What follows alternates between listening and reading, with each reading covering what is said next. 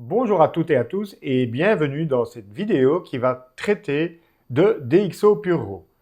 Vous le savez peut-être, la version 2 de DxO Pure Raw vient de sortir et donc j'ai voulu comparer la version 1 à la version 2 pour voir si l'update, qui coûte quand même 79 €, en vaut la peine ou pas.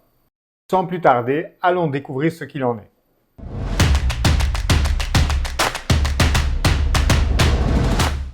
Alors, pour ceux qui ne savent pas ce que DxO Pure Raw est comme logiciel, c'est donc un logiciel en fait qui va améliorer nos fichiers RAW en réduisant le bruit et en appliquant des corrections de l'objectif et donc intrinsèquement la netteté, puisque la correction optique va faire en sorte que l'image soit plus homogène au niveau de la netteté. Et ce logiciel va vous restituer un fichier RAW que vous pouvez ensuite traiter de manière normale dans votre logiciel de traitement RAW, Lightroom ou autre. Et donc jusqu'à présent, j'utilisais la version 1 qui est très satisfaisante au niveau de la réduction du bruit. Et maintenant, DxO vient de sortir une version 2 dont DxO propose de nouvelles améliorations. Alors ce que je vais faire donc, c'est vérifier si ces améliorations sont réelles ou pas. Je tiens à préciser que je ne suis pas sponsorisé par DxO pour réaliser cette vidéo. Donc mes conclusions seront basées sur mon retour d'expérience. Premier point mis en avant pour cette nouvelle version de DxO, c'est que DxO utilise son algorithme Deep Prime qui existe déjà depuis pas mal de temps, mais qui est basé sur l'intelligence artificielle, donc qui s'améliore au fur et à mesure du temps. Donc, première chose qu'on va faire, c'est comparer si l'algorithme s'est amélioré ou pas par rapport à la version 1. Donc, pour ça, j'ai sélectionné plusieurs RAW. J'ai pris un panel de fichiers RAW assez différents. Ici d'un vieux boîtier, un Nikon 90, sur une photo qui fait que 12,2 mégapixels et qui a été prise ici à 3200 ISO. Ensuite, on verra le test sur un Nikon D810 qui produit donc des fichiers de 36 mégapixels et cette photo-ci a été prise à 6400 ISO.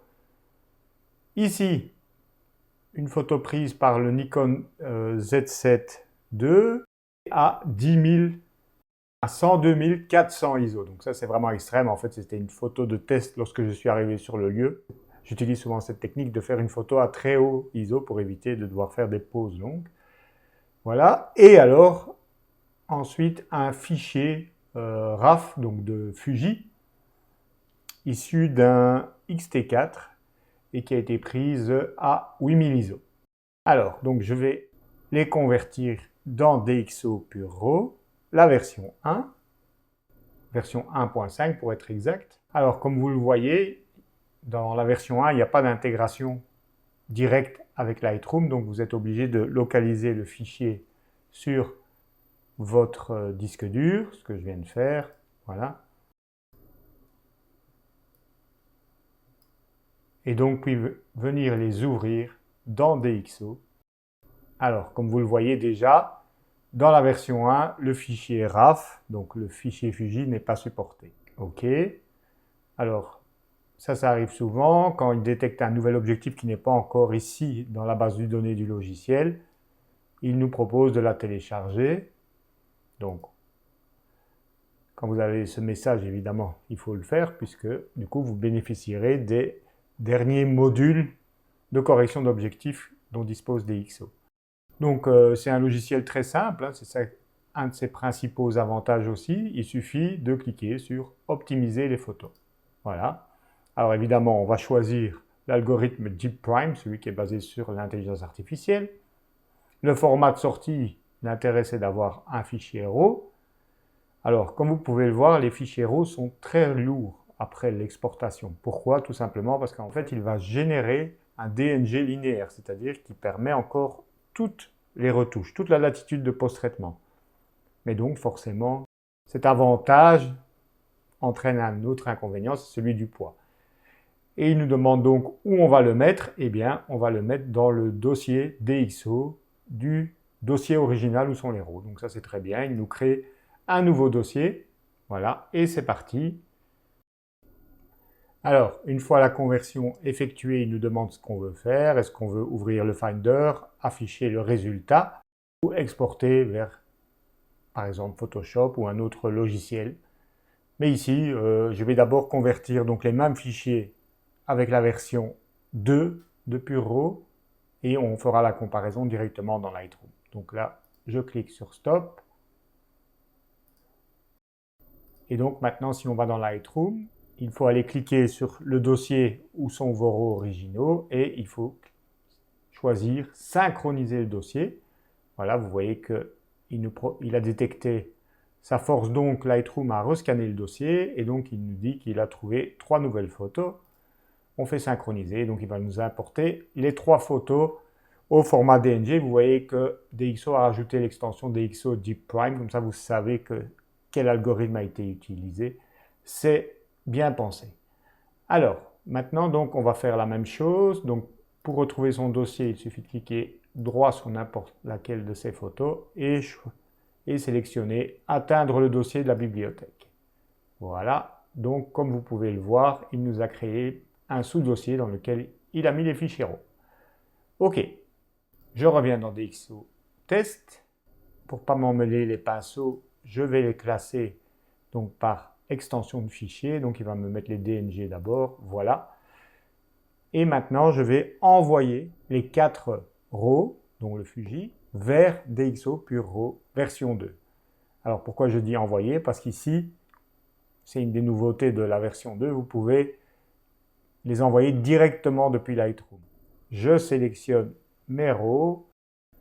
Je passe en module développement. Je vais dans Fichier, module externe, extra et traiter avec le plugin DxO PureRAW. Hop.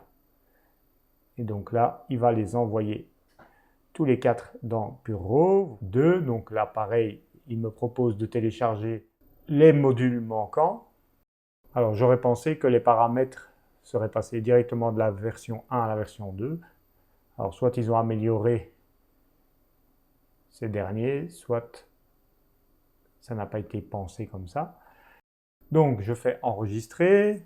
Voilà. Je prends exactement les mêmes paramètres, c'est-à-dire le Deep Prime, le format de sortie en DNG et le dossier de destination. Alors, je ne sais pas ce qu'il va me faire ici. Est-ce qu'il va écraser ceux que j'ai déjà convertis ou bien va-t-il ouvrir une boîte d'avertissement? On va voir, on va tester. Alors, DxO PureRAW 2 me remercie de l'avoir utilisé. Et donc, il a ajouté l'extension 2. Donc, il n'y a pas eu de conflit. Donc, il n'a pas écrasé les autres fichiers, ce qui est plutôt une bonne nouvelle. Donc, on va pouvoir les mettre en comparaison en cliquant donc sur le dossier des fichiers convertis. Alors, première photo, je les sélectionne, j'appuie sur C pour mettre en comparaison. À gauche, la version 1 de DxO, à droite, la version 2. Alors, il a fait un bon job quand même de débruitage. Donc, avant de vous montrer la comparaison avec l'original, je regarde si je perçois une différence dans les deux fichiers. Alors, une technique qui va nous permettre de voir s'il y a une différence dans les deux fichiers, hormis de zoomer et de regarder à l'œil, c'est de les passer en mode différence dans Photoshop. Donc pour ça, je les sélectionne tous les deux. Je fais modifier dans ouvrir en tant que calque dans Photoshop. Et donc là, en fait, je vais les superposer et je vais les passer en mode de fusion différence. Si il n'y a aucune différence entre les deux fichiers, c'est que c'est exactement le même algorithme qui a été utilisé. Et donc, on devrait avoir un fichier tout noir. Et comme vous pouvez le voir,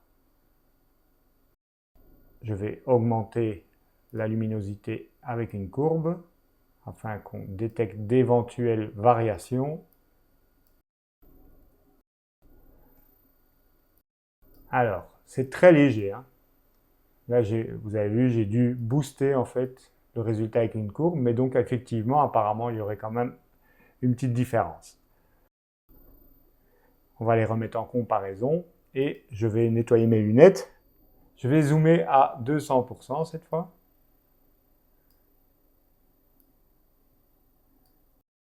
Par contre, le débruitage est vraiment impressionnant. Hein. Donc là, regardez dans le noir, on ne voit quasi plus aucun bruit. Bon, en gros, j'aurais tendance à dire que les deux conversions sont identiques, même s'il y a apparemment un micro-frifrelin de différence. Je vais vous montrer le résultat quand même obtenu par rapport à la version de base. Donc c'est celui-ci. Le fichier qui provient d'un D90 avec un bruit à 3200 ISO. Voilà, à gauche le fichier RAW original et à droite le fichier avec Deep Prime. Vous voyez, même ici, les petites textures sont conservées. Ce serait difficile d'obtenir le même résultat juste avec Lightroom. Alors, par curiosité, je vais éclaircir les deux fichiers. Puisque comme vous le voyez, ce fichier est assez sous-exposé. Et donc, c'est quand vous exposez plus que justement vous voyez la montée du bruit. Donc, je vais cliquer ici sur synchronisation automatique afin que les mêmes réglages soient appliqués aux deux fichiers. Hop. Voilà. Donc là, vous voyez bien le bruit qui est devenu beaucoup plus apparent. On va se remettre en mode comparaison. On va zoomer. Voilà, à vous de choisir. Vous voyez que c'est vraiment pas mal.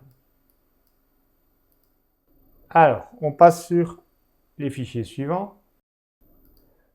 Donc, on va faire pareil. On va augmenter la luminosité des trois fichiers. Donc, le RAW original pris à 6400 ISO et les deux fichiers convertis avec les différentes versions de DxO. Comme ça, on fait bien apparaître le bruit. Et on va baisser un peu les hautes lumières. Comme ça, on voit un peu le ciel. OK. Et on va les mettre donc en comparaison C. Alors, là, on a à gauche l'algorithme version 1 et à droite l'algorithme version 2. On va zoomer dans le ciel et vous voyez que, a priori, alors je me doute qu'en plus avec la compression vidéo, vous verrez encore moins les différences, mais je vous avoue que je n'en vois pas. Par contre, je remarque qu'il a fait un très bon job de conserver les étoiles et qu'il n'a pas considéré les étoiles comme du bruit. Je regarde, ça me semble très très identique. Alors j'ai vu qu'il y avait une zone ici un peu problématique. Elle est pareille. Voilà, on a un pixel show ici, le point rouge, un échauffement du capteur donc. Et ils y sont également. Voilà, aucune différence. Donc on va checker maintenant le fichier original, voilà, à gauche, et à droite la version avec bruit réduit. Et là, je pense que la démonstration est parlante.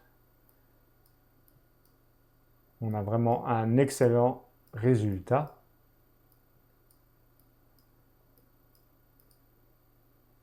On va aller voir dans cette zone. Très propre, hein. Très propre tout en conservant du détail. C'est ça qui est difficile quand vous faites de la réduction du bruit classique, c'est d'arriver à conserver des détails. Alors, troisième comparaison. D'abord les deux algorithmes côte à côte. Alors là, c'était la photo à 102 400 ISO, le cas extrême. On va voir si on observe une différence. À gauche, l'algorithme version 1, à droite, l'algorithme version 2. Je ne perçois visiblement aucune différence. On va venir voir ici. Bon, ça me semble pareil également. Et maintenant, on va comparer avec l'original. C'est, alors, on va placer,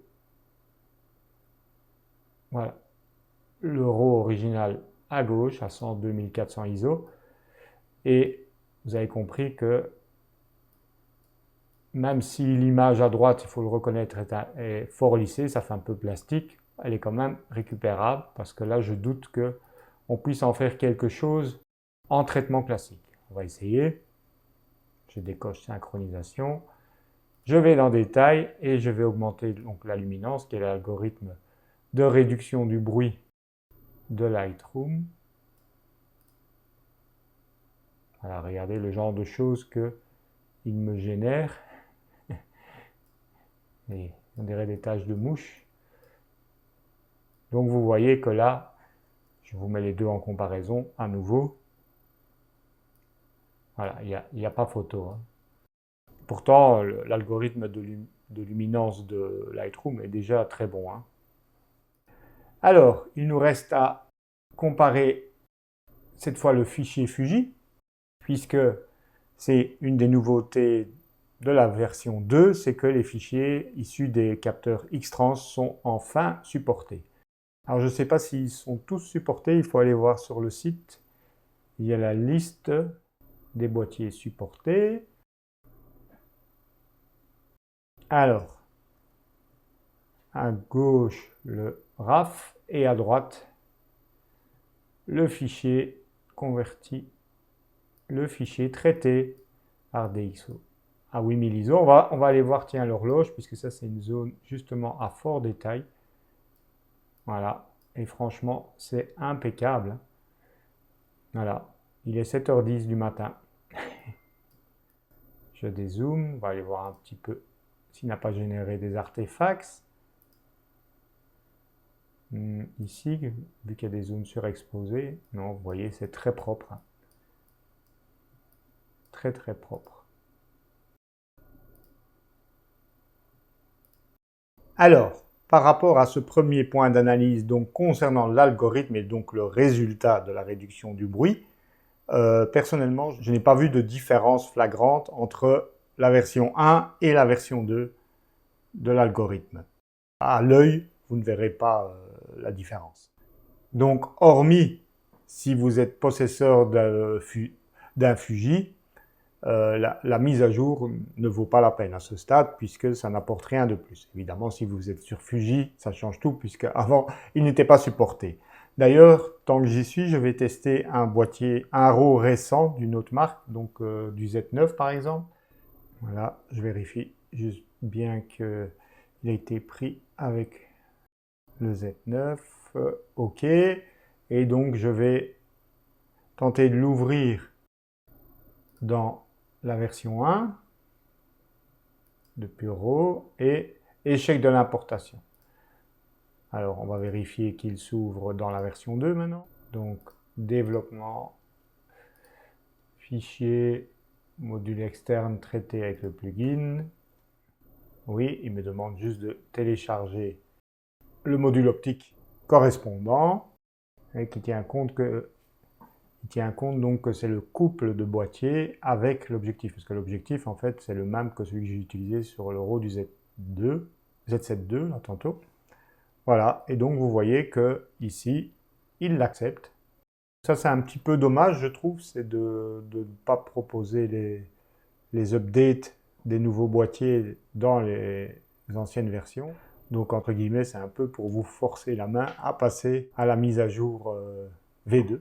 Voilà un autre argument, ici un peu contraint entre guillemets, pour passer à la version 2 si vous avez des boîtiers récents, et donc forcément les boîtiers à venir, ou si vous êtes possesseur d'un Fuji. Deuxième argument, c'est la vitesse d'exécution. Donc DxO annonce que les résultats sont 4 fois plus rapides sur Mac, Apple, Silicon, et sur PC, les meilleurs ordinateurs Windows, il est 1,5 fois plus rapide. Alors, je n'ai pas de PC ici, donc je vais tester en tout cas sur mon Mac. Donc, je vais refaire la conversion et je vais la chronométrer. Comme ça, on aura une idée un peu plus précise de l'amélioration de vitesse annoncée. Alors, avant toute chose, je vous montre ma configuration. Donc, je tiens à préciser quand même que c'est une configuration musclée. C'est le MacBook Pro que j'ai depuis décembre 2021 et qui est donc doté de la fameuse puce M1 Max et voilà le processeur graphique. Alors il faut savoir que la version DxO Prime n'est pas native pour le Mac M1. Il l'annonce comme amélioré, hein, c'est-à-dire qu'il utilise l'émulateur Rosetta pour son traitement, mais bon, apparemment c'est quand même déjà vachement plus rapide. Alors, On va chronométrer tout ça. Je ne vais pas faire la comparaison avec le fichier Fuji, puisque DxO version 1 ne le permet pas. Donc, on va voir ici, on a un fichier donc, qui est un fichier RAW de 36 mégapixels et qui pèse presque 80 mégas, puisqu'il n'est pas compressé. Je prépare mon chrono et donc je viens glisser le premier. Je me tiens prêt. Optimiser. Stop. 22 secondes. On n'est pas une seconde près puisque mes réflexes ne sont pas aussi bons que lorsque j'avais 20 ans. Alors, on fait pareil cette fois, mais avec DxO version 2. Fichier, module externe, attention, traiter avec le plugin, optimiser. Voilà, donc j'ai cliqué sur le bouton directement. Stop. Alors, 19,88. Donc, on n'est quand même pas 4 fois plus rapide. Alors, mes tests n'ont pas du tout de valeur scientifique, car vous voyez que la méthodologie utilisée est un peu artisanale, mais néanmoins, ça nous donne quand même une idée. Donc, on va faire pareil pour les autres fichiers. Voilà, celui-ci a 102 400 ISO. Commande R. J'ouvre DxO version 1. Je le glisse dessus. Alors, je décoche celui-là. Voilà. Attention, pour info, on va regarder son poids. Donc, c'est 45,4 mégapixels. Donc, il y a plus de mégapixels, mais peut-être pas nécessairement plus lourd. Oui, quand même 81,5 mégas. Optimiser les photos. Je clique sur optimiser. C'est parti. Ça tourne, ça tourne. Qu'est-ce qu'il fait là? Et c'est fait. 33 secondes. Je fais pareil dans la version 2. Fichier, module externe, traiter avec le plugin. Voilà. Attention, optimiser, c'est parti.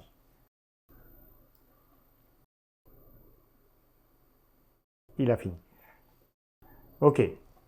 Donc j'ai arrêté une seconde trop tard, donc on va dire 23.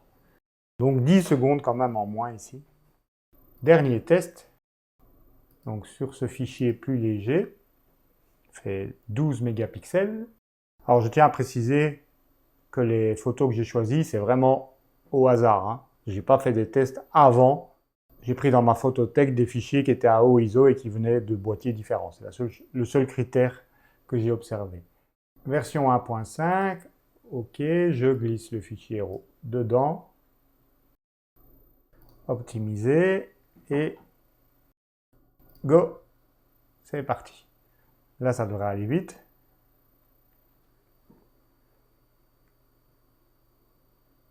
Hop. 9 secondes. Là, je vais devoir me tenir prêt avec la version 2. Module externe. Traiter avec la version 2. Attention. C'est parti. Stop. 6 secondes. J'ai même pas eu le temps d'appuyer. C'était déjà fini. Donc, qu'est-ce que je constate? C'est que oui, effectivement, on est passé de 22 à 19 secondes, de 33 à 23, là c'était pas mal, 10 secondes en moins, et de 9 à 6. Mais quand même, on n'est pas 4 fois plus rapide quand même. Hein. Je ne suis pas mathématicien, mais vous avez compris quand même que le ratio annoncé est un peu optimiste. C'est plus proche en fait des résultats annoncés sur Windows. Bon, les corrections optiques, on sait donc qu'ils ont ajouté des nouveaux modules pour tous les nouveaux objectifs et nouveaux boîtiers, donc les couples boîtier-objectif. Donc ça, forcément, dans la version 2, si votre matériel est amené à évoluer, vous serez quasi obligé de passer dessus. Alors, 3 possibilités d'intégration désormais. C'est-à-dire que dans la version 1, vous l'avez vu, vous ne pouviez pas envoyer directement depuis Lightroom le fichier vers DxO. J'avais essayé à l'époque avec modifier dans, puisque vous pouvez ajouter des éditeurs externes dans les préférences de Lightroom. Je vous montre où c'est, dans l'éventualité où vous ne savez pas. Préférences, et ici dans édition externe, vous pouvez décider de demander à Lightroom d'envoyer vers le programme que vous souhaitez. Il suffit de venir localiser l'exécutable, le programme sur votre ordinateur, et voilà, vous voyez que il se met ici. Malheureusement, ici, on ne peut pas l'envoyer en tant que RAW. Via cette façon de procéder, c'est soit en TIFF, soit en PSD, soit en JPEG. Donc, ce n'est pas vraiment intéressant. Donc, la manipulation consiste à faire commande R pour afficher votre fichier dans le Finder, et puis la glisser sur la version donc 1.5. Voilà, bon, en toute franchise, ce n'est pas vraiment très compliqué de glisser comme ça. Il y a juste qu'une fois que vous les avez convertis, vous êtes obligé de venir synchroniser le dossier, voilà, pour qu'il voit les fichiers RAW qui ont été créés par DxO. Alors que dans la nouvelle version, vous voyez qu'ils sont automatiquement ajoutés au catalogue. Donc pour vérifier d'ailleurs, je vais les supprimer et je vais refaire l'opération. Module externe, traité. Donc là, vous voyez que l'intégration est meilleure. Voilà, et vous voyez que le fichier est automatiquement rajouté à votre catalogue sans que vous ayez eu à le synchroniser. L'autre manière de procéder dont DxO parle, c'est qu'en fait, depuis le Finder ou l'explorateur dans Windows, vous avez un menu contextuel. Quand vous cliquez droit, vous pouvez sélectionner plusieurs fichiers RAW, comme je le fais ici. Vous cliquez droit et vous voyez que vous pouvez directement lancer DxO de cette manière. Donc ici, je dis lance DxO version 2 avec l'algorithme Deep Prime. Et voilà, vous voyez que le traitement a commencé directement des 3 fichiers. Donc on peut traiter par lot également. Vous voyez que c'est très rapide au niveau intégration. Par exemple, vous savez que typiquement vous allez transformer toute une série de fichiers RAW, vous n'avez même pas besoin de les ouvrir dans Lightroom, vous les sélectionnez dans le Finder ou l'Explorateur, vous cliquez droit et vous avez vu que l'interface du logiciel ne s'est même pas ouverte, c'est directement le traitement en fonction de l'algorithme choisi. Donc ça, honnêtement, c'est pas mal. Voilà, vous allez voir du coup que les DNG vont être générés directement ici dans mon dossier DxO. Donc vous voyez, ils sont venus s'ajouter. Et la troisième façon, évidemment, c'est via le logiciel lui-même que vous ouvrez donc de manière indépendante et dans lequel vous faites ajouter des photos, voilà. Et vous allez sélectionner vos photos, ça c'était pareil dans la version 1. Alors donc 8000 nouveaux modules optiques, on en a discuté. Ça c'est nouveau aussi, c'est la prise en charge de l'affichage High DPI, donc c'est l'équivalent des écrans Retina par exemple sur Mac, c'est-à-dire les écrans qui ont une plus forte densité de pixels par pouce. Donc ça c'est pas mal si vous disposez de ce type d'écran. Voilà, et en gros, j'ai fait le tour, je pense, des nouveautés. Donc, en conclusion, est-ce que passer à la version 2 en vaut la peine ou pas? Alors, ça va dépendre d'un premier facteur. Si vous êtes sur Fuji, c'est la porte d'entrée vers ce logiciel qui jusqu'à présent vous était fermé. Donc là, oui, la question ne se pose même pas. Donc il faut acquérir évidemment le logiciel au prix plein puisque ce n'est pas une mise à jour. Mais pour ceux qui possèdent donc la version 1, eh bien, malheureusement, si vous disposez de nouveaux boîtiers ou nouveaux objectifs, eh bien, pour disposer des modules, vous êtes un petit peu forcé, entre guillemets, de télécharger l'update. Alors, le gain en vitesse, on a vu qu'il est réel, mais il n'est pas aussi spectaculaire que je le pensais. Et donc, il est plus proche de 1,5 fois la vitesse. Donc, si vous êtes du genre pressé, oui, ça vaut la peine de le mettre à jour. L'intégration dans Lightroom, qu'est-ce que j'en pense? À nouveau, c'est juste une question, je vais dire, de rapidité et de facilité. Donc c'est bien pratique de pouvoir faire la conversion depuis le Finder, l'explorateur ou dans Lightroom et qu'il revient automatiquement. Mais voilà, la version 1, avec un peu de travail manuel en plus, permet de faire la même chose. Parce que j'ai remarqué au niveau qualitatif qu'il n'y a pas vraiment de différence. Alors c'est excellent, hein, je trouve honnêtement la réduction du bruit, elle est excellente. Et donc c'est un logiciel que je recommande absolument. Mais est-ce que passer à la version 2 se justifie d'un cadre non professionnel où la vitesse n'est peut-être pas aussi importante et cruciale? Donc moi j'ai l'update parce que chaque seconde gagnée me permet de faire autre chose à la place. Je ne suis pas convaincu de l'utilité de la mise à jour.